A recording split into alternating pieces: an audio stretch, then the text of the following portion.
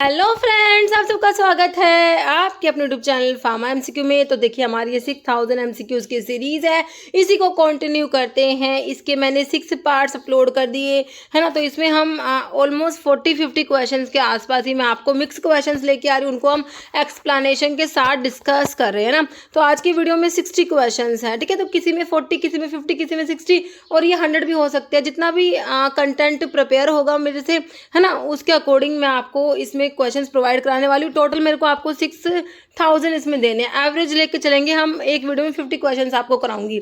Okay, तो देखो इसमें जो है आपके सभी देखिए, रेलवे के लिए हमने सीरीज को स्टार्ट करा है। तो रेलवे का जो है एग्ज़ाम होगा आपका है ना, तो उसके लिए बहुत ही यूज़फुल रहने वाली है ये सीरीज़ आप लोगों के लिए। बाकी और भी जितने भी गवर्नमेंट फार्मासिस्ट आपके एग्ज़ाम्स हैं है ना, सभी के लिए ये यूज़फुल रहेगी। स्टेट या सेंट्रल लेवल का जो भी आपका एग्ज़ाम है, ठीक है, सभी के लिए ये सीरीज़ बहुत ही ज़्यादा इंपॉर्टेंट रहने वाली है। और अगर आपने टॉपिक वाइज एमसीक्यूज़ अगर बच्चों पढ़ने हैं, तो देखिए मैंने 5000 एमसीक्यूज़ का सीरीज़ एक कंप्लीट वाला है ना, दो सीरीज़ है, एक कंप्लीट है एक इनकम्प्लीट है।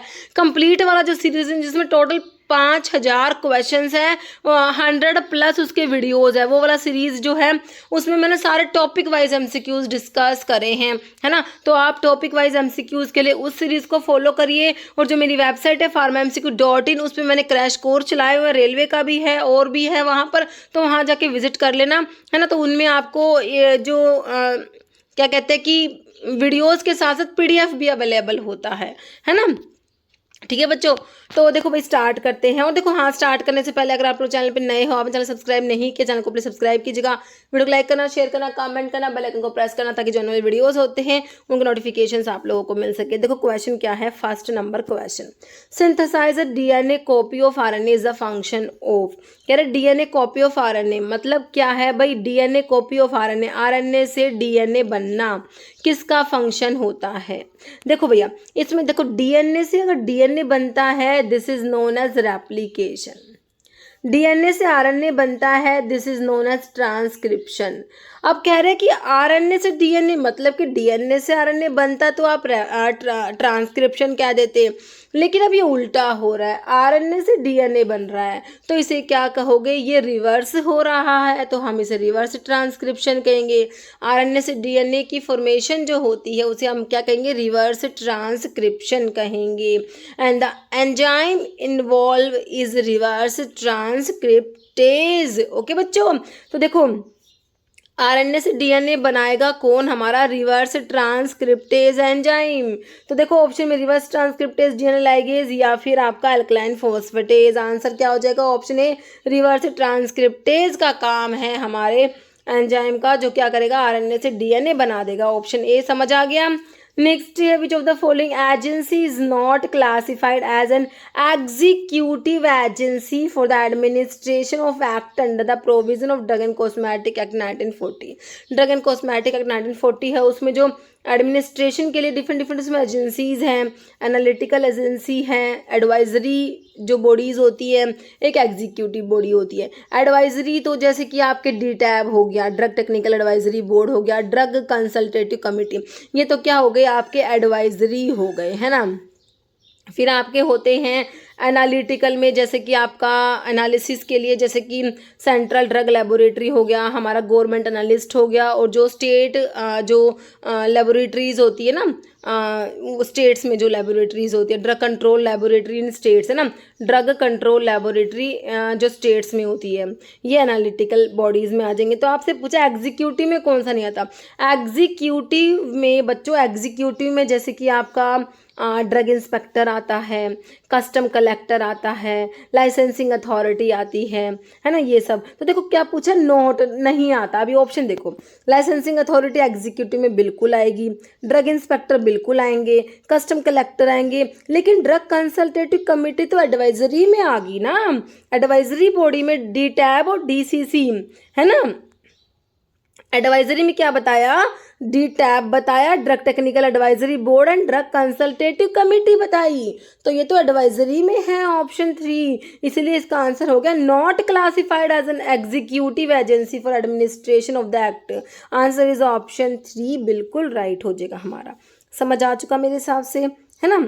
तो देख लो for the efficient administration of act and rules following agencies have been provided, है ना। तो ड्रग एंड कॉस्मेटिक एक्ट के एफिशिएंट एडमिनिस्ट्रेशन के लिए कौन कौन से एजेंसीज जो हैं, एडवाइजरी बॉडीज होती है, एनालिटिकल और एग्जीक्यूटिव। एडवाइजरी में डीटैब और डीसीसी, एनालिटिकल में एनालिसिस के लिए जैसे कि central drug laboratory, drug control laboratory in states और गवर्नमेंट एनालिस्ट।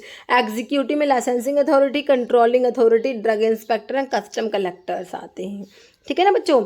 नेक्स्ट देखो, हेक्सोज मोनोफॉस्फेट पाथवे, इसका फुल फॉर्म भी पूछ सकते हैं। एचएमपी का क्या है भाई, hexose monophosphate pathway produced distinctively two useful product, ये टू है भैया, ये टू है, TW2 वाला, two useful product identify these product with the ratio in which they are produced, है ना।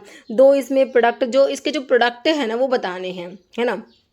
तो याद रखना, एक तो भाई इसमें बनता है, एक बनता है क्या, 5 कार्बन वाला जो होता है आपका राइबोज 5 फॉस्फेट। देखो राइब्यूलोज वाला काट दो, ऑप्शन राइब्यूलोज नहीं बनता, राइबोज बनता है। फ्रक्टोज वाला काट दो, राइबोज 5 फॉस्फेट होता है भाई। तो देखो आंसर तो ऑटोमेटिकली आपका निकल के आ ही गया, ऑप्शन सी, है ना। इसमें 2 NADPH बनते हैं और एक राइबोज 5 फॉस्फेट बनेगा। बच्चों याद रख लेना, क्या बनेंगे, 2 तो NADPH बनेंगे और एक बनेगा हमारा ribose 5 phosphate. Answer is option C, है ना। नेक्स्ट देखो, इनालाप्रिल, देख के क्या पता लग रहा है, क्या पता लग रहा है, प्रिल वाले क्या होते हैं, एंजियोटेंसिन कन्वर्टिंग एंजाइम इनिबिटर्स होते हैं। एस इनिबिटर्स में प्रिल वाली ड्रग आती है बच्चों। तो यही तो पूछा है कैसे काम करता है, यही तो इसका मैकेनिज्म है। एंजियोटेंसिन कन्वर्टिंग एंजाइम को इनिबिट कराएगा। ये एंजाइम क्या करा रहा था, एंजियोटेंसिन 1 को एंजियोटेंसिन 2 में कन्वर्ट करा रहा था हमारा एस एंजाइम। हमने क्या करा, इस एंजाइम को इनिबिट करा दिया। हमारा जो ये इनालाप्रिल है इसने क्या करा, एस एंजाइम को इनिबिट करा दिया। अब एंजियोटेंसिन 1 जो है एंजियोटेंसिन 2 में कन्वर्ट नहीं होगा। एंजियोटेंसिन 2 क्या होता है, पोटेंट वैसोकॉन्स्ट्रिक्शन होता है, वैसोकॉन्स्ट्रिक्टर होता है, वैसोकॉन्स्ट्रिक्शन कोज कराता है, बीपी बढ़ाता है ना। तो इनको हम as anti hypertensive medicine use करते हैं इस इनिबिटर्स को, क्योंकि एंजियोटेंसिन कन्वर्टिंग एंजाइम इनिबिट हो जाएगा, एंजियोटेंसिन 2 बनेगा ही नहीं, तो वैसे कॉन्स्ट्रिक्शन नहीं कराएगा, बीपी नहीं बढ़ाएगा। तो यही तो आपको एंटी हाइपरटेंसिव, हाइपरटेंशन को ही तो कम कराना है, बीपी को तो कम कराना है ना, ठीक है। तो मतलब ये इनका यूज़ होता है। तो आपको तो सिंपल ही पूछा है इस क्वेश्चन में, इतना मतलब आपसे पूछा नहीं है कुछ भी। आपसे क्या पूछा है, कैसे काम करेगा, angiotensin converting enzyme inhibition. Answer is simple, option है। बाकी ऑप्शन भी बहुत जरूरी देखने होते हैं, ये नहीं है सिर्फ यही देख लो आंसर कर दिया, और भी देखो, क्या पता बोथ आंसर निकल के आ रहा हो, है ना भाई, कुछ और हो। एक बार एंजियोटेंसिन रिसेप्टर ब्लॉकर में आपके ARBs होते हैं, ARB जिसमें सार्टन्स आते हैं, सार्टन्स, लो सार्टन, इर्बिसार्टन, टेलमिसार्टन, है ना भाई। आपका एंजियोटेंसिन 2 बन भी गया तो भी आप कर सकते हो क्या भाई, कौन कौन से रिसेप्टर पे जाके बाइंड हो रहा है, तो क्या करो, रिसेप्टर को ही ब्लॉक करा दो, है ना। तो ये एंजियोटेंसिन रिसेप्टर ब्लॉकर होते हैं। फिर आपके कैल्शियम चैनल ब्लॉकर होते हैं जो कैल्शियम चैनल्स को ब्लॉक करा देते हैं, जैसे कि आपका विरापामिल, डिल्टियाज़ैम, निफेडिपिन वाले, है ना, डायरेक्ट वैसोडाइलेटर्स होते हैं। तो हमारा आंसर ऑप्शन ए मेरे बच्चों को समझ आ चुका है शायद। नेक्स्ट है new anti convulsant drug with structural analog of Gauba.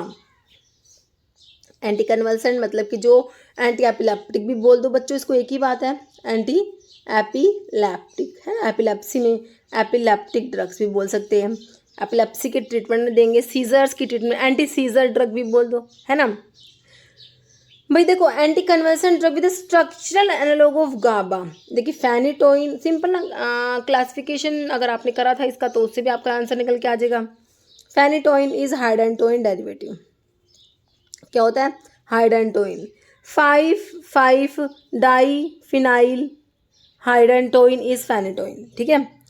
प्रिमिडोन is डीऑक्सीबारबिचुरेट, डीऑक्सीबारबिचुरेट ये बॉडी में जाके फिनोबार्बिटोन में कन्वर्ट होता है, ओके, ठीक है। तो गाबापेंटीन जो होता है ये क्या होता है, structural analog of GABA is gabapentin. Answer is option C, okay.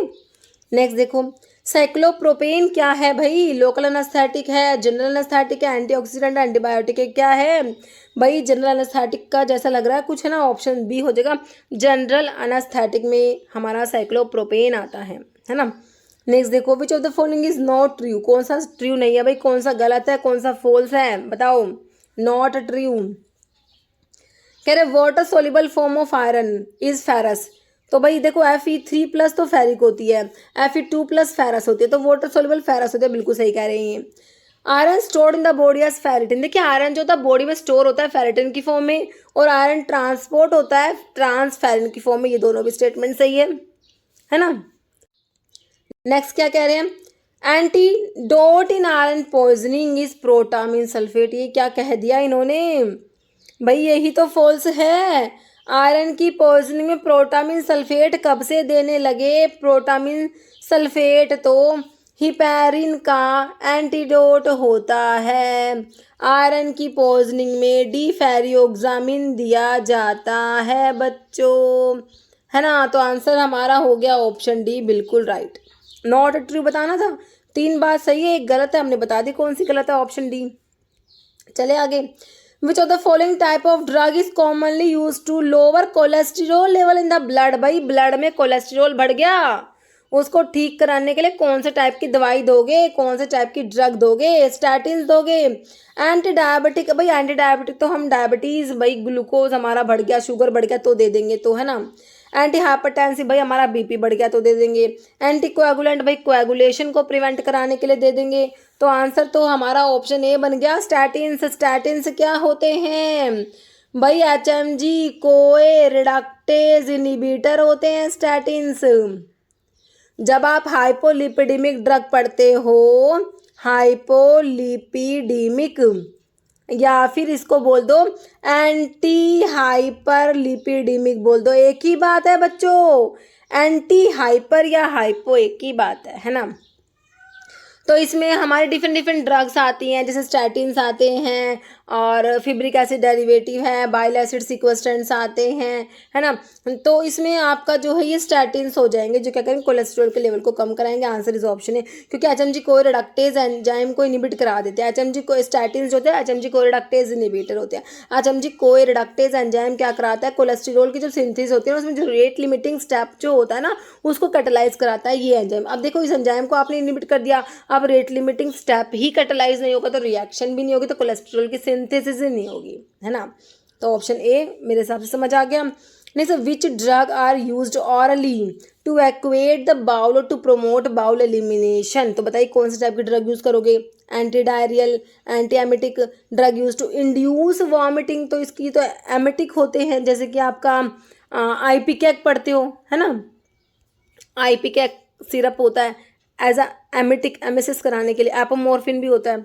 Laxative and cathartics, anti emetic तो एमिसिस को प्रिवेंट कराएंगे, जो एंटी एमिटिक ड्रग होती है, जैसे कि ऑन्डेंसेट्रोन 5-HT3 एंटागनिस्ट होता है ना। तो आपका जो है बाउल एलिमिनेशन को प्रमोट कराएंगे, वो हमारे लैक्सेटिव और कैथार्टिक्स होते हैं। ऑप्शन 4 हो जाएगा, ओके। नीचे विच of the following is true, भाई कौन सी बात सही बतानी है अभी तो इसमें। Milk alkali syndrome is related with calcium carbonate, calcium carbonate से रिलेटेड है milk alkali syndrome. Side effect magnesium hydroxide, loose motion, और एल्यूमिनियम हाइड्रोक्साइड का कॉन्स्टिपेशन। भाई एल्यूमिनियम सोल्ट्स जो होते हैं हमारे कॉन्स्टिपेटिंग होते हैं, कॉन्स्टिपेशन कोज कराते हैं, और मैग्नीशियम सोल्ट्स हमारे क्या कराएंगे, लूज मोशन कराते हैं, ओके। साइड इफेक्ट होता है इनका, अभी पूछा भी हुआ था आपका एल्यूमिनियम वाला का, है ना, कॉन्स्टिपेशन कराता है, ठीक है। तो तुमको तीनों बातें सही हैं बच्चों, है ना। तो इससे आपके 3 क्वेश्चन बन रहे हैं एक साथ में ना। ऑप्शन डी हो गया, ऑल ऑफ द अबव। भाई मिल्क अल्कली सिंड्रोम के लिए आपका रिस्पॉन्सिबल है calcium carbonate, magnesium hydroxide loose motion कराएगा, और जो आपके एल्यूमिनियम वाले होते हैं ये कॉन्स्टिपेशन कराते हैं। 3 क्वेश्चन निकल के आ गए ना एक क्वेश्चन से, है कि नहीं। नेक्स्ट देखो, Stevenson Johnson syndrome is the most common dose related, most common adverse effect associated with one of the following category the drug. Stevenson Johnson syndrome कराती है हमारी कौन सी क्लास, बताओ कौन सी ड्रग कराती है, सल्फोनामाइड, टेट्रासाइक्लिन, मैक्रोलाइड या पेनिसिलिन। भाई हमारे सल्फोनामाइड जो होती हैं ये क्या कराएंगे, स्टीवेंसन जॉनसन सिंड्रोम करा देंगी। कर्निक टेरस भी कराती है, कर्निक टेरस। और बताओ crystalluria, crystalluria. Exfoliative dermatitis, exfoliative dermatitis, और हिमोलिटिक एनीमिया, ये सब करा देती है हमारे सल्फोनामाइड। सो ऑप्शन ए हो जाएगा इसका। ध्यान रखना, स्टीवेंसन जॉनसन सिंड्रोम तो है ही, साथ में crystalluria, kernicterus, haemolysis और एक्सफोलिएटिव डर्मेटाइटिस, ये सारे एडवर्स इफेक्ट आपके सल्फोनामाइड के ही हैं। तो which of the following statement is true regarding aminoglycoside antibiotic? Aminoglycoside antibiotic streptomycin, gentamicin, kanamycin, sisomicin, nitromycin, ये सब जो एमिनोग्लाइकोसाइड एंटीबायोटिक होती है उसके बारे में कौन सा ट्रू है, कौन सा सही है, कौन सा बिल्कुल करेक्ट है, बताओ, है ना, ट्रू बताना है। देखो, एमिनोग्लाइकोसाइड एंटीबायोटिक बैक्टीरियोस्टैटिक, बिल्कुल एकदम गलत, बैक्टीरियासाइडल होती है। Aminoglycoside antibiotic are more active in alkaline medium. Anaerobic bacteria are more sensitive to aminoglycoside antibiotic. नहीं, एनारोबिक के लिए नहीं होती है, एनारोब्स पे एक्ट नहीं करेंगी भाई, सेंसिटिव नहीं होते, एनारोबिक को नहीं करती कुछ भी। फिर कह रहे हैं aminoglycoside antibiotic interfere with cell division से भी इंटरफेयर कहाँ करती है, सारे गलत लिखे हो। अच्छा हाँ, आपने तो ट्रू बताना था ना, तो एक ही तो ट्रू होगा जो कि ऑप्शन 2 है ना। तो ये सेल डिवीजन से भी इंटरफेयर नहीं करती है, तो प्रोटीन सिंथेसिस को इनहिबिट कराती है, ये भी गलत है।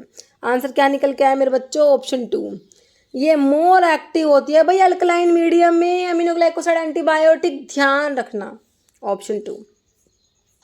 ठीक है, तो एक बार प्रॉपर्टीज देख लो भाई एमिनोग्लाइकोसाइड एंटीबायोटिक, क्योंकि इंपॉर्टेंट है ये।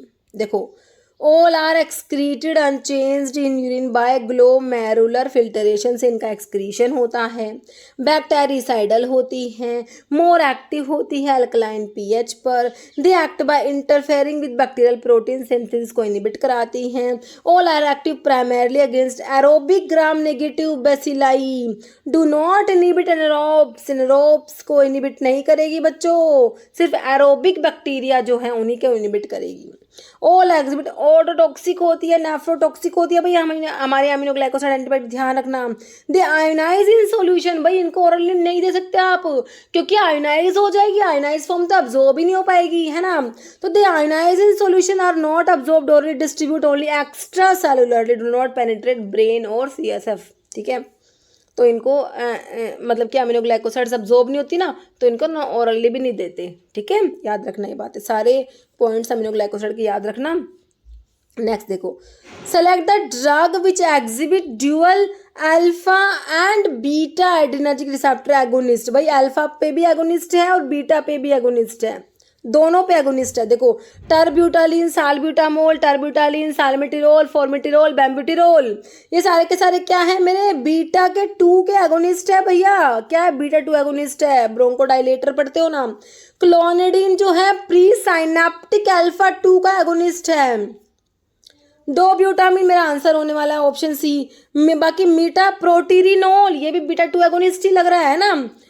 तो ये हो गया हमारा आंसर डोब्यूटामिन, जो बीटा प्लस अल्फा, मतलब कि ये अल्फा 1 और बीटा 1 का एगोनिस्ट होता है। डोब्यूटामिन ऑप्शन सी राइट हो जाएगा। ओके नहीं सर, रिवांचिनी is the common name for, किसका कॉमन नेम है रिवांचिनी? रुबार्ब, अलो, कैस्केरा, सिनेमोन, है ना। तो रुबार्ब का होता है ऑप्शन ए हो जाएगा, रुबार्ब। रियम पामेटम, है ना, रुबार्ब का सोर्स होता है, तो रुबार्ब को रिवांचिनी भी कहते हैं। ऑप्शन ए बिल्कुल राइट हो जाएगा, रुबार्ब। नेक्स्ट है fruit which is used as diuretic, fruit जो आपका डायूरेटिक है ना। अब देखो इस क्वेश्चन में वैसे ना ये आंवला भी भाई डायूरेटिक ही होता है ना, और आंवला का भी फ्रूट है ना। बाकी वैसे आपका जो है फेनल लिखा हुआ है, फेनल और अजवाइन है और गोखरू, है ना। तो भाई इसका आंसर तो गोखरू होगा। ओके, आंसर क्या हो जाएगा हमारा? गोखरू, ट्राइबुलस टेरेस्ट्रिस, है ना, ट्राइबुलस टेरेस्ट्रिस जाइगोफाइलेसी फैमिली होती है और ये डायूरेटिक होता है। बाकी हमारा ये आंवला होता है ना, इसमें भी पड़ा था, इसमें ये भी डायूरेटिक था। ठीक है, तो ठीक है, तो इधर फैनल के बारे में लिखा हुआ है सोर्स फोनिकुलम वल्गेयर होता है, ये भी अम्बेलिफेरस फ्रूट है हमारा, है ना। और फोनिकुलम वल्गेयर और अम्बेलिफेरी फैमिली है। फेनकोन और एनिथोल प्रेजेंट है, फेनकोन और एनिथोल, है ना। फेनकोन पंजेंट, एनिथोल स्वीट होता है ना। आंवला, अम्बलिका ऑफिसिनालिस फ्रूट होता है, देखो ये भी, है ना। यूफोर्बिएसी फैमिली होती है। ठीक है, फिर अजवाइन का ट्रैकिस्पर्मम अमी सोर्स होता है, अम्बेलिफेरी फैमिली है। थाइमोल प्रेजेंट है अजवाइन में। आंवला में विटामिन सी होता है ना। गोखरू ट्राइबुलस टेरेस्ट्रिस जाइगोफाइलेसी फैमिली, ये भी फ्रूट है आपका। ठीक है। Next, absorbent cotton consist of epidermal trichomes from the seeds of cultivated species of dash, है ना। Absorbent cotton consist of epidermal trichomes from the seeds of cultivated species. देखो टर्मिनल टोमेटोसा, तो ये तो ना टर्मिनल अर्जुना, जो आपका अर्जुना होता है ना उसका अडल्ट्रेंट होता है। क्या होता है? अडल्ट्रेंट टर्मिनल टोमेटोसा होता है।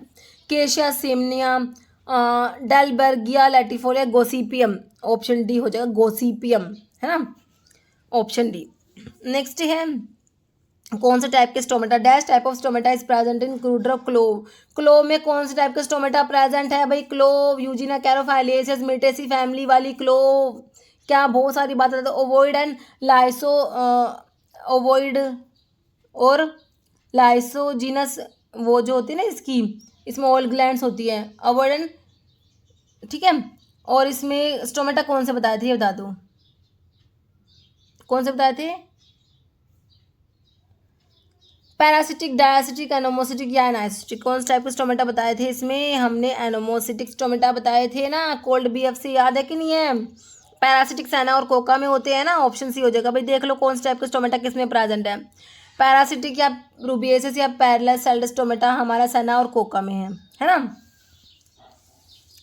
वो जो ऑयल ग्लैंड है ओवोइड एंड साइजोलाइसिजिनस, ओवोइड और साइजोलाइसिजिनस ऑयल ग्लैंड होती है ना, ठीक है। तो जो है ये पैरासिटिक और रूबिएसिस है पैरेलल सेल्ड स्टोमेटा, सैना और कोका में। डायसिटिक कैरियोफाइलेसिस है क्रॉस सेल्ड, है ना, 2 कार क्रॉस से याद रखते हो ना। पिपरमेंट, स्पेरमेंट और वस्का में। क्रूर, एनी, अनइक्वल से याद रखते हो। एनाइसिटिक, क्रूसीफेरस या अनइक्वल सेल्ड स्टोमेटा, बेलेडोन, धतूरा, स्ट्रामोनियम, बीडीएस, है ना, बीडीएस। एनोमोसिटिक या रेनिकुलेसिस या irregular celled stomata, cold BF से याद रखते हो, है ना। Clove, opium, lobelia, digitalis, buchu, fennel. Okay, next देख लो बच्चों, source of Indian gum. Indian gum का सोर्स आप लोगों ने बताना है। तो ऑप्शन देखो, अकेशिया अरेबिका है, जलेडियम अमनसी, तो ये तो अगार जो हमारा होता है ना बच्चों, अगार जो जलेडियम रेड एल्गी से ऑब्टेन होता है, जलेडियम अमनसी, है कि नहीं? अगार जो होता है हमारा, ये होता है रेड एल्गी, जलेडियम अमनसी से ऑब्टेन होता है। एस्ट्रेगेलस गमीफर तो ट्रगाकैंथ का सोर्स है, लेगुमिनोसी फैमिली होता है। स्टर्कुलिया यूरेंस जो आपका गम कराया इंडियन ट्रगाकैंथ होता है ना, स्टर्कुलिया यूरेंस, ठीक है, स्टर्कुलियसी फैमिली होती है। तो आपका Indian gum acacia arabica Leguminosae family वाला होता है, ऑप्शन ए हो जाएगा। Source of Indian gum is Acacia arabica और फैमिली इज लेग्यूमिनोसी। ओके बच्चों, ऑप्शन ए हो जाएगा भाई। एक बार सोर्स देख लो थोड़े से कार्बोहाइड्रेट वाले ड्रग के। Acacia Indian gum, acacia arabica Leguminosae family. Guar gum cyamopsis tetragonoloba leguminosae family. Tragacanth astragalus gummifer leguminosae family. Gum ghatti anogeissus latifolia combretaceae family. Gum karaya sterculia urens sterculiaceae family. Gum karaya को ना Indian ट्रैकेंथ भी कहते हो। अगार का जलेडियम अमनसी red algae होती है, ये जो आपकी जलेडियम अमनसी है रेड एल्गी से ऑब्टेन होता है हमारा अगार, है ना, जेलिडेसी फैमिली, ठीक है बच्चों। Next identify the clotting factor which is known as Stuart factor और थ्रोम्बोकाइनेज फैक्टर। स्टुआर्ट फैक्टर कौन सा क्लोटिंग फैक्टर को कहोगे भाई? फैक्टर नंबर 4 को कहोगे, फैक्टर नंबर 8 को कहोगे, 10 को, 12 को? भाई हम तो कहेंगे किसे, फैक्टर नंबर 10 को कहेंगे, स्टुआर्ट फैक्टर, है ना, ऑप्शन सी। नेक्स्ट है which part of eye is light sensitive. हमारी आंख में कौन सा पार्ट है जो लाइट सेंसिटिव होता है, फोटो सेंसिटिव होता है, ये आप लोगों ने बताना है। रेटिना होता है, कॉर्निया होता है, आइरिस होता है, लेंस होता है। तो बताओ भाई लाइट सेंसिटिव कौन सा होता है? हमारी आंख का पार्ट लाइट सेंसिटिव रेटिना होता है जो लाइट सेंसिटिव होता है ना। इनर मोस्ट जो कि आप जो आईज में पढ़ते हो ना, एक तो आउटर लेयर होती है, एक मिडल, एक इनर। इनर लेयर में आपका क्या आता है? रेटिना आता है जो लाइट सेंसिटिव होता है, फोटो सेंसिटिव होता है, ऑप्शन ए हो जाएगा रेटिना। देखिए रेटिना जो है लाइट सेंसिटिव होता है, बैक ऑफ द आई के बैक में होता है। क्या करेगा? ये लाइट को इलेक्ट्रिकल इम्पल्स में कन्वर्ट कर देता है ताकि वो ऑप्टिक नर्व के थ्रू ब्रेन में जा सके, है ना। नेक्स्ट है identify the specific site where maturation of sperm take place. देखिए स्पर्म का मैचुरेशन कहाँ पर होता है, epididymis, testis, vas deferens, none. तो देखिए एपिडिडाइमिस जो होता है वहाँ पर क्या होता है, स्पर्म्स का मैचुरेशन होता है, ऑप्शन ए राइट हो जाएगा। Okay, next identify the hormone that stimulate sperm production in testis and ovulation in females. कौन सा हार्मोन है इनमें से जो क्या कराएगा, टेस्टिस में स्पर्म्स का प्रोडक्शन को स्टिमुलेट करता है, फीमेल्स में ओव्यूलेशन को स्टिमुलेट कराता है। प्रोलैक्टिन तो भाई हमारा जो है, हमारी जो क्या करता है, मिल्क को इजेक्ट कराने के लिए है ना, प्रोलैक्टिन। ओके नहीं, मिल्क को सिक्रेट कराने के लिए, मिल्क प्रोड्यूसिंग हार्मोन होता है, क्योंकि जो मिल्क इजेक्शन का काम होता है वो तो हमारे ऑक्सीटोसिन का होता है, और जो मिल्क का प्रोडक्शन का काम होता है वो हमारा प्रोलैक्टिन करता है ना। ठीक है, फिर आपका इंसुलिन तो हमारा क्या करेगा, ग्लूकोज के लेवल को रेगुलेट करता है, इंसुलिन कम होगा तो ग्लूकोज ज़्यादा हो जाता है। फॉलिकल स्टिमुलेटिंग हार्मोन एफएसएच हमारा आंसर हो जाएगा, क्या करेगा, ये स्टिमुलेट करता है sperm production in testis and ovulation in female, answer is option C. बाकी लुटिनाइजिंग हार्मोन को इंटरस्टिशियल सेल स्टिमुलेटिंग हार्मोन भी कहते हैं। तो ये क्या करता है, लाइडिक सेल्स जो होते हैं उनको स्टिमुलेट करेगा, है ना, कि टेस्टोस्टेरोन बनाए वो, है ना, वो होता है आपका ऑप्शन, तो आंसर ऑप्शन सी हो गया। बाकी लुटिनाइजिंग हार्मोन देखिए, इसको इंटरस्टिशियल सेल स्टिमुलेटिंग हार्मोन भी कहते हैं। ये लाइडिक सेल्स को स्टिमुलेट करेगा to produce testosterone in males and stimulate करता है फीमेल में ओव्यूलेशन को भी, और बाकी जो है फीमेल में ये कॉर्पस ल्यूटियम के डेवलपमेंट को भी ये कराएगा। ओके, नेक्स्ट देखो, identify the correct pair from the following. Correct कौन सा है ये आपने लोगों ने बताना है। कह रहा सिंपैथेटिक स्टिमुलेशन से ब्रोंकोडाइलेशन बता रखा है, तो सिंपैथेटिक तो ब्रोंकोडाइलेशन सही लग रहा है मुझे तो, है ना, क्योंकि पैरासिम्पैथेटिक ब्रोंको कॉन्स्ट्रिक्शन कराएंगे, तो सिंपैथेटिक तो सही है, ब्रोंकोडाइलेशन ही कराएंगे, है ना, क्योंकि बीटा 2 एगोनिस्ट पढ़ते हो, वो ब्रोंकोडाइलेटर होते हैं, अस्थमा में देते हो, बिल्कुल सही है। कह रहा सिंपैथेटिक स्टिमुलेशन से कॉन्ट्रैक्शन ऑफ प्यूपिल। भाई क्या कह रहे हैं, सिंपैथेटिक स्टिमुलेशन होगा तो प्यूपिल कॉन्ट्रैक्ट होगा। भाई प्यूपिल कॉन्ट्रैक्ट तो हमारा पैरासिम्पैथेटिक में होता है, मियोसिस, है ना, इसमें तो आपका मिड्रियासिस तो गलत हो गया। फिर कह रहा पैरासिम्पैथेटिक स्टिमुलेशन से हमारा सिक्रेशन ऑफ गैस्ट्रिक जूस, तो पैरासिम्पैथेटिक में जूस ये भी सही है, एचसीएल सिक्रेट होता है ना, तभी तो पैरासिम्पैथोमिमेटिक जो कोलिनर्जिक ड्रग होती है पेप्टिक अल्सर के पेशेंट्स में कॉन्ट्रा इंडिकेटेड होती है। तो बात तो क्वेश्चन मेरे को तो गलत ही लग रहा है, मैंने कुछ गलत बनाया। चलो देखते हैं और भी। और पैरासिम्पैथेटिक स्टिमुलेशन से डायलेशन ऑफ प्यूपिल, तो पैरासिम्पैथेटिक स्टिमुलेशन, जो पैरासिम्पैथेटिक नर्वस सिस्टम है जो आपके कोलिनर्जिक ड्रग मतलब किया है, तो वो प्यूपिल को डायलेट नहीं कराती, वो क्या कराती है, प्यूपिल को कॉन्ट्रैक्ट कराती है। क्या कराती है, कॉन्ट्रैक्ट कराती है, मियोसिस कराती है ना आपका। बाकी सिंपैथेटिक में ये मिड्रियासिस होगा, तो ये तो गलत है ना। सिंपैथेटिक स्टिमुलेशन से होगा बच्चों क्या, ब्रोंकोडाइलेशन होगा, बिल्कुल होगा सिंपैथेटिक से ब्रोंकोडाइलेशन, क्योंकि पैरासिम्पैथेटिक ब्रोंको कॉन्स्ट्रिक्शन कराएगा। तो बच्चों इसमें मैंने क्या कर दिया, मैंने कुछ इसमें मिस्टेक कर दी क्वेश्चन में, है ना।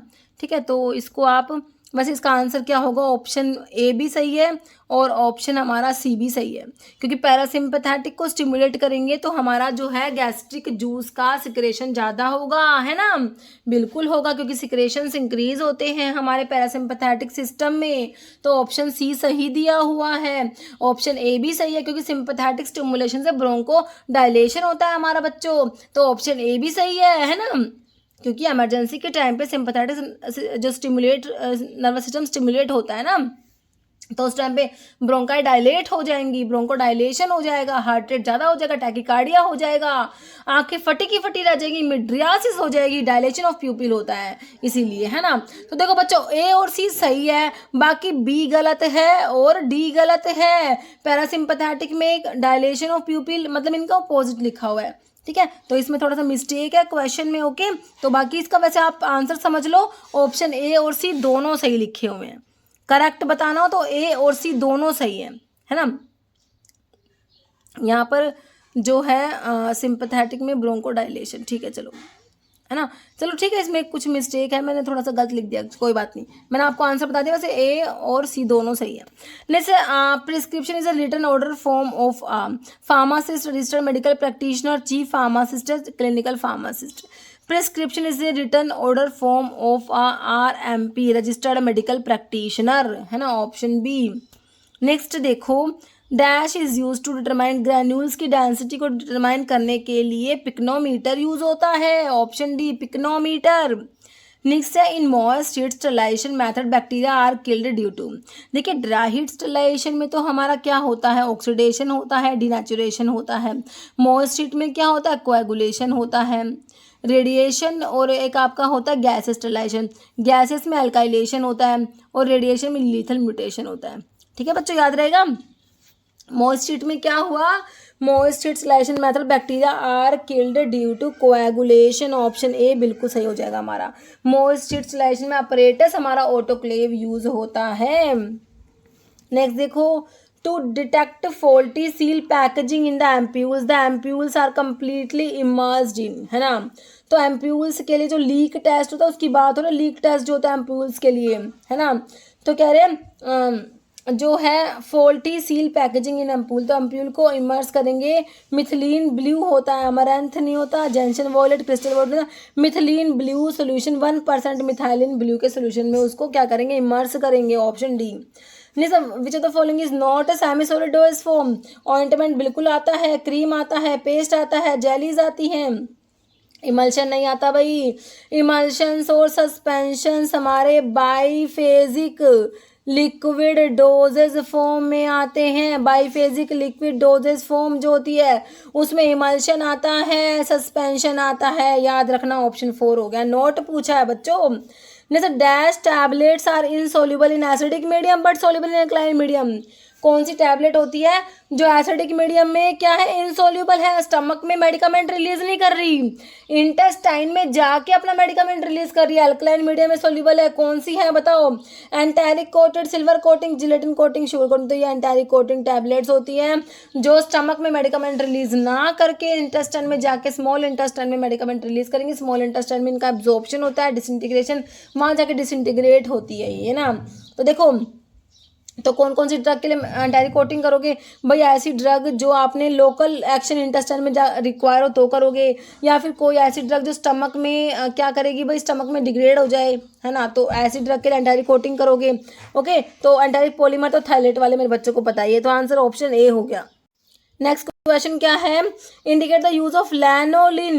लैनोलिन का यूज बताओ, emollient, viscosity controller, colouring agent, preservative. तो क्या है लैनोलिन, ऑप्शन ए इमोलियंट होता है। नेक्स्ट देखो, ointment and paste differ in which of the following character. तो ऑइंटमेंट और पेस्ट कैसे डिफर करते हैं एक दूसरे से बताओ। Presence of hydrocarbon base, presence of water miscible base, presence of large amount of insoluble solid से क्रिएटिंग इमोलेंट इफेक्ट। देखो ऑइंटमेंट और पेस्ट कैसे डिफर करते हैं कि पेस्ट में ना इनसोल्यूबल सॉलिड्स ज़्यादा होते हैं, okay, presence of large amount of insoluble solids, ठीक है, पेस्ट में ना इनसोल्यूबल सॉलिड्स ज़्यादा होते हैं, ठीक है, ऑप्शन सी हो जाएगा। नेक्स्ट देखो, to obtain a more effective bronchodilation the drug that are combined along with beta adrenoceptor agonist. कह रहे हैं मोर इफेक्टिव ब्रोंकोडाइलेशन कराने के लिए, कह रहे हैं drug that are combined along with beta agonist. तो देखिए जो आपके बीटा एगोनिस्ट जैसे कि आपका साल्ब्यूटामोल क्या है, बीटा 2 एगोनिस्ट होता है, ब्रोंकोडाइलेशन कराता है, ब्रोंकियल अस्थमा में देते हो, है ना। तो कह रहे क्या करोगे, मोर इफेक्टिव, और भी इफेक्टिव ब्रोंकोडाइलेशन करानी है आपने, तो कह रहे इसको कंबाइन करो किसके साथ में, बीटा एगोनिस्ट को। कोलिनर्जिक एगोनिस्ट दोगे भाई, कोलिनर्जिक एगोनिस्ट मत दे देना, मत दे देना, क्यों, क्योंकि ये तो ब्रोंको कॉन्स्ट्रिक्शन कराते हैं। क्या कराते हैं, ब्रोंको कॉन्स्ट्रिक्शन कराते हैं। कोलिनर्जिक एगोनिस्ट तो कॉन्ट्रा इंडिकेटेड होते हैं अस्थमा में बच्चों, तो बिल्कुल मत दे देना, ठीक है, ऑप्शन तो ए काट दो। बीटा के ब्लोकर लिख रखे हैं, बीटा एड्रेनोसेप्टर एंटागोनिज्म। अब बीटा ब्लोकर तो क्या करेंगे, बीटा को ब्लॉक करा देंगे, है ना, बिल्कुल भी नहीं देंगे। जैसे कि प्रोप्रेनोलोल जो होता है कॉन्ट्रा इंडिकेटेड होता है अस्थमा के पेशेंट्स में, है ना, तो ये तो बीटा को ब्लॉक करा देंगे, तो ये भी नहीं दोगे। कोलिनर्जिक एंटागनिस्ट, हाँ ये देते हैं, जैसे कि आपका इप्राट्रोपियम ब्रोमाइड और टायट्रोपियम ब्रोमाइड पढ़ते हो, ऐसे एंटीकोलिनर्जिक होते हैं जो ब्रोंकियल अस्थमा में यूज होते हैं मेरे बच्चों। ऑप्शन जो है सी बिल्कुल राइट हो जाएगा आपका। बाकी अल्फा एड्रिनर्जिक एंटागोनिस्ट दिया, तो आंसर क्या हो जाएगा हमारा, ऑप्शन सी हो जाएगा। ओके, नेक्स्ट देखो, फिजिकल हेल्थ का मतलब बताना है, sociable, good looking, normal functioning of body and organ, neat and clean. तो physical health simple, option C normal functioning of body and organs. Next देखो, state of social dysfunction is known as disease, illness, sickness and none. तो state of social dysfunction इसे कहेंगे sickness, option C. Next है state of complete physical, mental and social wellbeing not merely the absence of disease is called health, physical fitness, strength या endurance. कह रहे हैं state of complete physical, mental and social wellbeing not merely the absence of disease, तो इसे हम क्या कहेंगे? ये तो हमारे हेल्थ का डेफिनेशन होता है, ऑप्शन ए हेल्थ। जैसे सेक्स रेशियो डिफाइंड है, तो सेक्स रेशियो डिफाइंड करो, नंबर ऑफ फीमेल्स होता है, मेल्स नहीं होता, ये 100 नहीं होता, मेल नहीं होता, हाँ ऑप्शन नहीं हो जाएगा, नंबर ऑफ फीमेल्स पर 1000 मेल्स, है ना, ऑप्शन ए। नेक्स्ट है which of the following is not including dimension of social dimension of health में क्या नहीं आएगा भाई? सोशल में देखो इनइक्वलिटी, रिस्पेक्ट फॉर अदर्स आएगा, एस्टेब्लिश एफिनिटी आएगा, प्रॉपर कम्युनिकेशन आएगा, तो इनइक्वलिटी तो नहीं आएगा ना, नोट पूछा, ऑप्शन ए हो जाएगा, सिंपल। नेक्स्ट है सेबीन is dash type of vaccine. सेबीन polio की वैक्सीन पढ़ते हो, साल्क और सेबीन होती है ना भाई, सेबीन को के से किल्ड से याद रखो, किल्ड होती है। साल्क क्या होती है? लाइव अटेन्यूएटेड होती है, ठीक है। सेबीन इंजेक्टेड होती है, इंजेक्टेड पोलियो वैक्सीन होती है। साल्क ओरल पोलियो वैक्सीन होती है। साल्क इंजेक्टेड है, सॉरी मैं यहाँ लिख रही हूँ, बोल गलत रही हूँ ना। साल्क किल्ड है ना, तो ये किस में आती है? ये इंजेक्टेड में आती है। सेबिन लाइव है ना, तो ये आपकी ओरल में आती है, ध्यान रखना, ठीक है। तो क्या पूछा है? सेबिन ओरल वाली लाइव है, तो आंसर है ऑप्शन ए हो जाएगा बच्चों, लाइव में आती है। नेक्स्ट है following contain live attenuated live vaccine. Live attenuated live vaccine है, मतलब कि सारे के सारे लाइव है, एक को छोड़ के। पोलियो में आता है हेपेटाइटिस ए, येलो फीवर या मीजल्स, तो भाई इसका हेपेटाइटिस को छोड़ के हो जाएगा बाकी तीनों, है ना, ऑप्शन बी। जैसे रूट ऑफ बीसीजी वैक्सीन, भाई बीसीजी वैक्सीन को ना इंट्राडर्मल रूट से देते हैं, याद है ना मेरे बच्चों, इंट्राडर्मल रूट से देते हैं, जिसमें कि स्मॉल वॉल्यूम जो है इंजेक्ट किया 0.1 से 0.2 ml तक ही दे देते हैं हम इंट्राडर्मल रूट से, है कि नहीं? तो इंट्राडर्मल दिया हुआ ऑप्शन ए में, बीसीजी वैक्सीन को इंट्राडर्मल रूट से देंगे। Next vaccine require storage temperature, vaccine को कितना स्टोरेज टेम्परेचर चाहिए भाई? देख लो, 4 ऑप्शन है, 2 to 8 डिग्री सेल्सियस हो जाएगा, ऑप्शन सी। जैसे number of bed in medium size hospital में बता दो कितने बेड होते हैं? Below 100, 100 to 500, 500 to 1000, 1000 to 2000। तो भाई ऑप्शन सी 500 से 1000 बेड मीडियम साइज हॉस्पिटल में होते हैं, है ना। तो देख लो क्लासिफिकेशन, वेरी स्मॉल साइज में 100 से कम बेड होंगे, स्मॉल में 100 से 500, मीडियम में 500 से 1000, लार्ज में 1000 से ज़्यादा, ठीक है, समझ आ गई टेबल। नेक्स्ट देखो, फंक्शन ऑफ हॉस्पिटल फार्मासिस्ट का क्या फंक्शन होता है भाई? डिस्पेंसिंग ऑफ ड्रग, ड्रग को डिस्पेंस करेगा। Management of store drug store है उसको मैनेज करेगा। पेशेंट काउंसलिंग, देखो सारे ही आपके फंक्शन हॉस्पिटल फार्मासिस्ट का, ऑप्शन डी हो जाएगा ऑल। जैसे ऑब्जेक्टिव हॉस्पिटल फार्मेसी का ऑब्जेक्टिव क्या है भाई? क्या क्या कह रहे हैं ऑप्शन देखो, to ensure the availability of right medications at the right time in the right dose at the minimum possible cost. तो ये हमारा हॉस्पिटल फार्मेसी का ऑब्जेक्टिव बिल्कुल होता है ना, कि भाई राइट मेडिकेशन अवेलेबल हो राइट टाइम पर, राइट डोज में, मिनिमम पॉसिबल कॉस्ट में, है ना। Act as counselling department for medical staff, nurse and patients के लिए काउंसलिंग डिपार्टमेंट भी होता है। तो देखो दोनों बातें सही हैं, ऑप्शन सी, है ना। नेक्स्ट है ओपीडी, तो सिंपल है, आउट पेशेंट डिपार्टमेंट, देख लो कौन से ऑप्शन में है, अदर नहीं होता, आउट पेशेंट होता है, अदर नहीं होता, आउट फार्मेसी नहीं होता, क्या होता है? Out patient department. Next ambulatory patients, जो क्या होते हैं, मतलब कि चल के जा सकते हैं, which are able to walk, है ना। Ambulatory patients are required to admit नहीं होंगे, वो तो इन पेशेंट होते हैं जो एडमिट होते हैं। Required to go home after taking treatment in the OPD, में ट्रीटमेंट लेके वो घर चले जाते हैं, है ना। तो ऑप्शन बी हो जाएगा ambulatory patients.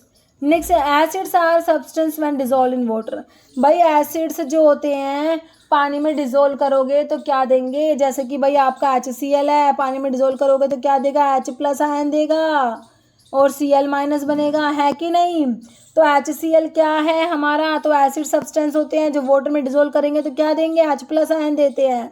Base acid substance जो वाटर में डिजोल्व करेंगे तो OH- आयन देते हैं। ये हमारा अर्हीनियस कंसेप्ट है, डिसोसिएशन कंसेप्ट भी जिसे कहते हो, है ना। तो एसिड्स एक्वस मीडियम में H+ देते हैं, बेस एक्वस मीडियम में OH- देते हैं, ठीक है, ऑप्शन सी हो गया। नेक्स्ट है बफर्स और सॉल्यूशन प्रिपेयर्ड बाय मिक्सिंग। तो बफर्स में क्या होता है भाई, देखो या तो वीक एसिड होगा या वीक बेस होगा। तो एसिडिक बफर में वीक एसिड होता है and its salt with a strong conjugate base. और जो बेसिक बफर होंगे उसमें क्या होगा, वीक बेस होगा और उसका सोल्ट होगा with a strong conjugate acid. ठीक है, जैसे कि वीक एसिड है मेरे बच्चों, मैं आपको एसिडिक बफर का एग्जांपल लेके बताऊं तो वीक एसिड जैसे कि हमारा एसिडिक एसिड है, ठीक है, and its salt with a strong conjugate base. इसका कॉन्जुगेट बेस हो गया NaOH, इसके साथ में सोल्ट मतलब कि CH3COONA। This is the example of acidic buffer, है कि नहीं, सही है ना। तो आंसर क्या हो जाएगा बताओ, स्ट्रॉन्ग बेस नहीं होता, स्ट्रॉन्ग एसिड नहीं होता, वीक एसिड होगा वीक बेस होगा, सोल्ट विद वीक एसिड नहीं होता। देखिए वीक एसिड होगा and its salt with a strong conjugate base, तो आंसर ऑप्शन डी हो जाएगा। ठीक है, नेक्स्ट देखो, acidic buffer is a combination, अभी तो बताया एसिडिक बफर में क्या वीक एसिड होगा, तो स्ट्रॉन्ग वाले तो काट दो, वीक एसिड होगा and its salt with a strong conjugate base. Weak के साथ नहीं होगा, स्ट्रॉन्ग के साथ। अभी एग्जांपल बताया ना आपको, ऑप्शन सी हो जाएगा। अभी तो बताया एग्जांपल CH3COH प्लस CH3CONA, है ना। नहीं सर, बेस और सब्सटेंस में डिजोल्व इन एक्वस, अभी बताया आपको ये भी, जो बेस होते हैं एक्वस सॉल्यूशन में क्या देंगे, OH माइनस देंगे। एसिड्स तो H प्लस दे रहे थे, बेस OH माइनस देंगे, ऑप्शन डी। नेक्स्ट है as per Arrhenius concept acid is a, Arrhenius concept जो आपका डिसोसिएशन कंसेप्ट भी जिसे कहते हो, इसके अकॉर्डिंग एसिड्स क्या होते हैं, H प्लस आयन डोनेट करते हैं, मतलब कि प्रोटोन डोनेट करते हैं, बेस H प्लस आयन को एक्सेप्ट करेंगे, मतलब कि OH माइनस आयन डोनेट करते हैं। बेस मतलब कि एक्वस मीडियम में जो बेस होते हैं वो OH माइनस देते हैं, एसिड H प्लस देते हैं। ओके, नेक्स्ट देखो, as per Bronsted Lowry concept, भाई ब्रोंस्टेड लोवरी कंसेप्ट को हमने प्रोटोन कंसेप्ट कहा है। इसके अकॉर्डिंग एसिड्स तो प्रोटोन डोनर होते हैं, एसिड्स क्या होता है, प्रोटोन डोनर होते हैं, बेस क्या होता है, प्रोटोन एक्सेप्टर होते हैं। ठीक है, एसिड्स तो प्रोटोन डोनर है, ऑप्शन ए, और बेस प्रोटोन एक्सेप्टर होते हैं as per the Bronsted Lowry concept which is also known as proton concept. ठीक है, बेस पूछा है ना, सॉरी मैंने एसिड ही पढ़ लिया है ना, इस टाइप से ही मिस्टेक होती है बच्चों, है ना। ब्रोंस्टेड लोवरी कंसेप्ट, एसिड मैंने सही कहा प्रोटोन डोनर होता है, बट हमसे तो बेस पूछा है ना, बेस तो प्रोटोन एक्सेप्टर होते हैं ना, तो आंसर ऑप्शन बी होगा बच्चों, है ना। As per Bronsted Lowry concept base हमारे प्रोटोन एक्सेप्टर होते हैं, एसिड्स प्रोटोन डोनर होते हैं। नेक्स्ट है as per Lewis concept base is a, Lewis acid base concept जो होता है इसे इलेक्ट्रॉन कंसेप्ट कहते हो, क्या कहते हो, इलेक्ट्रॉन कंसेप्ट। इसके according base LBED, base electron donor होते हैं, तो एसिड्स क्या हो गए, इलेक्ट्रॉन एक्सेप्टर हो गए। ठीक है, तो आपसे बेस पूछे, ध्यान से पढ़ लो, फिर से गलत कर दो कभी। बेस क्या होते हैं, इलेक्ट्रॉन को डोनेट करेंगे, तो न्यूक्लियोफाइल होते हैं, ये इलेक्ट्रॉन डोनेट करते हैं। एसिड्स इलेक्ट्रॉन एक्सेप्ट करते हैं, इलेक्ट्रोफिलिक होते हैं, इलेक्ट्रॉन लविंग हो गए। ठीक है, तो ऑप्शन बी सही है ना, तो हमारा क्या हो गया, ये न्यूक्लियोफाइल होते हैं। नेक्स्ट है according to Lewis acid base concept aluminium chloride, भाई एल्यूमिनियम क्लोराइड जो होता है, एल्यूमिनियम से 3 मतलब कि आपके इलेक्ट्रोनेगेटिव जो क्लोरीन है वो जुड़े हुए हैं, सारी इलेक्ट्रॉन डेंसिटी तो इनकी तरफ चली जाएगी, हाईली इलेक्ट्रोनेगेटिव है एल्यूमिनियम, तो भाई इसके पास तो इलेक्ट्रॉन की कमी हो जाएगी, तो क्या करेगा, ये इलेक्ट्रॉन लेना चाहेगा, इलेक्ट्रॉन लविंग हो जाएगा, इलेक्ट्रोफिलिक हो जाएगा। तो लेविस एसिड बेस कंसेप्ट के अकॉर्डिंग हमारे एसिड्स तो क्या होते हैं, बेस होते हैं, LBED से electron donor, acids electron acceptor. तो ये क्या है भाई, इलेक्ट्रॉन को एक्सेप्ट तो करना चाहेगा, है ना, इलेक्ट्रॉन डेफिशिएंट है ये, इलेक्ट्रॉन एक्सेप्ट करना चाहेगा, तो ये क्या हो गया, हमारा एसिड हो गया कि नहीं हो गया, ऑप्शन ए हो जाएगा, एसिड होता है। नेक्स्ट है, तो यही इसमें देख लो, एल्यूमिनियम क्लोराइड लेविस एसिड होता है क्योंकि it can accept electron, it has vacant orbital, strong electrophile due to presence of high electronegative chlorine atom की वजह से, which reduce electron density in the central atom. ठीक है, जैसे characteristic of Bronsted Lowry acid and base की characteristic क्या है, Bronsted Lowry acid and base, अभी बताया ब्रोंस्टेड लोवरी कंसेप्ट को हमने क्या कहा बच्चों, proton concept, acids proton donate करेंगे, बेस प्रोटोन एक्सेप्ट करेंगे, है ना। Acids proton donor, base proton acceptor, दोनों बात सही है, ऑप्शन 3 हो जाएगा, बोथ आर ट्रू। नेक्स्ट है when acid react with base this type of reaction occur. देखो एसिड्स जैसे कि HCl है, रिएक्ट करेगा बेस जैसे कि NaOH के साथ में, क्या बनेगा NaCl+H2O, है ना। तो जब एसिड बेस से रिएक्ट करेगा तो सोल्ट प्लस वाटर बनता है, इसे क्या कहोगे, न्यूट्रलाइजेशन रिएक्शन, ऑप्शन ए हो जाएगा। ओके, नेक्स्ट है the management of type B adverse reaction. Type B जो एडवांस्ड नहीं है, ये type B adverse drug reaction, adverse drug reaction है। देखो बच्चों क्या है ये, adverse drug reaction. Type B, type A, type B, type C, type D और टाइप ई, 5 होती हैं ये, है ना। देखो टाइप ए जो होती है ना, वो तो क्या होती है, प्रिडिक्टेबल होती है ना। और जो होती है डोज रिलेटेड होती है, डोज डिपेंडेंट होती है, प्रिडिक्टेबल होती है, रिवर्सिबल होती है। टाइप ए जो होती है, जैसे कि भाई आपके सल्फोनाइल यूरियाज जो होते हैं हाइपोग्लाइसीमिया करा देते हैं, है ना, तो ये टाइप ए में आ गया। टाइप बी जो होती है ना बच्चों, वो बिजारे होते हैं, बी से बिजारे, टाइप बी क्या होते हैं, बिजारे। ये टाइप बी होती है ना, ये अनप्रिडिक्टेबल होती है, क्या होती है, अनप्रिडिक्टेबल।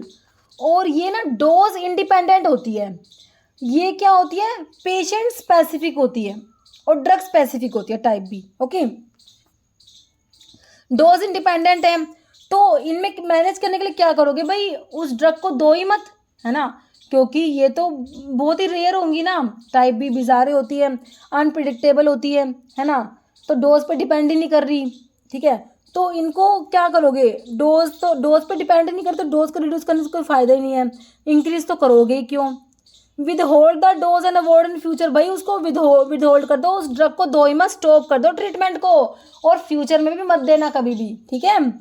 टू री इंट्रोड्यूस एंड विड्रॉ स्लोली, ठीक है। तो आंसर ऑप्शन सी हो गया, type B adverse drug reaction. बच्चों ये एडवर्स ड्रग रिएक्शन है, ठीक है, थोड़ा सा टाइपिंग मिस्टेक हो गया, ठीक है। क्या होता है, type B adverse drug reaction. देखो ये 5 होती है, टाइप ए होती है, टाइप बी होती है, type C, type D, type E. Type A होती है, ठीक है, टाइप बी में बिजारे, और टाइप ए में मैंने आपको बताया भाई जो डोज डिपेंडेंट होती है, प्रिडिक्टेबल होती है, और टाइप सी क्रोनिक बोलते हैं इनको, टाइप डी को डिलेड, और ई को एंड ऑफ ट्रीटमेंट, ऐसा कुछ होता है, ठीक है। तो टाइप बी का हमारा सही हो गया ना, ऑप्शन सी। नेक्स्ट देखो, which of the following is not true, भाई इनमें से कौन सा गलत है बताओ। विटामिन के में नाफ्थोक्विनोन रिंग होता है, बिल्कुल होता है विटामिन के में। विटामिन ए में बीटा आयनोन रिंग होता है, बिल्कुल। B12 में कोरिन रिंग बिल्कुल होता है। विटामिन ई में इंडोल रिंग कहाँ से आ गया भाई, विटामिन ई में तो क्रोमेन रिंग होता है, क्या होता है, क्रोमेन, यार है, क्रोमेन रिंग होता है बच्चों विटामिन ई में, तो ऑप्शन डी ही गलत है। Next blood level monitoring of HbA1c is important in which given disease state. देखो HbA1c ग्लाइकेटेड हीमोग्लोबिन होता है ये, है ना। तो इसको मॉनिटर करेंगे भाई किसके लिए, हमारा डायबिटीज़ को भाई डायबिटीज़ के लिए, ऑप्शन ये हो जाएगा डायबिटीज़। भाई ये ना वैल्यू लगभग 6-6.5% तक होगा ना ये, तो सही है भाई, हमारी डायबिटीज़ कंट्रोल में है ना। लेकिन ज़्यादा हो जाएगा, 6-6.5 से ज़्यादा हो गया परसेंट से, 6% या 6.5% से ज़्यादा हो गया तो डायबिटीज़ हो जाती है, ठीक है। तो इसको मॉनिटर करते हैं, है ना, किस में, डायबिटीज़ के लिए, ऑप्शन ए हो जाएगा diabetes mellitus. Next small pox vaccine contain, तो स्मॉल पॉक्स वैक्सीन में क्या है भाई, लिविंग वायरस वैक्सीन है, living virus hepatitis, living virus BCG none, तो भाई BCG हिपेटाइटिस तो है नहीं, ऑप्शन है लिविंग वायरस वैक्सीन या, ओके, स्मॉल पॉक्स वैक्सीन, ठीक है, वायरल वैक्सीन है, ठीक है बच्चों। तो इसमें हमारे 60 क्वेश्चन हो गए कंप्लीट, है ना। तो हमेशा की तरह एक क्वेश्चन का आंसर बच्चों आप लोग देने वाले हो, है ना, तो बिल्कुल देना, कमेंट बॉक्स में दिया करो आंसर, ओके। उसे लगता है हाँ भाई बच्चों ने वीडियो को देखा है तभी वो आंसर दे पा रहे हैं, अगर आपको आंसर आता है तो बिल्कुल उसका आंसर करना चाहिए आपको, है ना। और देखिए as per Bronsted ovary concept basis, तो ये गलती मैंने करी थी वीडियो में, आप मत कर देना, ठीक है, जो मैंने इसका आंसर आपको गलत बता दिया था एक बारी। तो proton donor, proton acceptor, hydroxyl ion donor, nucleophilic, ठीक है, इसका आंसर आप लोग कमेंट बॉक्स में देना है। भाई देखो इस वीडियो में इतना ही, अगर आपको वीडियो अच्छी लगे तो लाइक करना, शेयर करना, चैनल पे नए हैं तो मेरे आप लोगों से रिक्वेस्ट है कि चैनल को प्लीज़ सब्सक्राइब जरूर करना। और क्रैश कोर्स अगर आपको चाहिए तो आप मेरी वेबसाइट पर जरूर विजिट करना। वीडियो के डिस्क्रिप्शन बॉक्स में आपको व्हाट्सअप नंबर भी दिया है, आप वहाँ से भी इन्फॉर्मेशन ले सकते हो। Okay bye.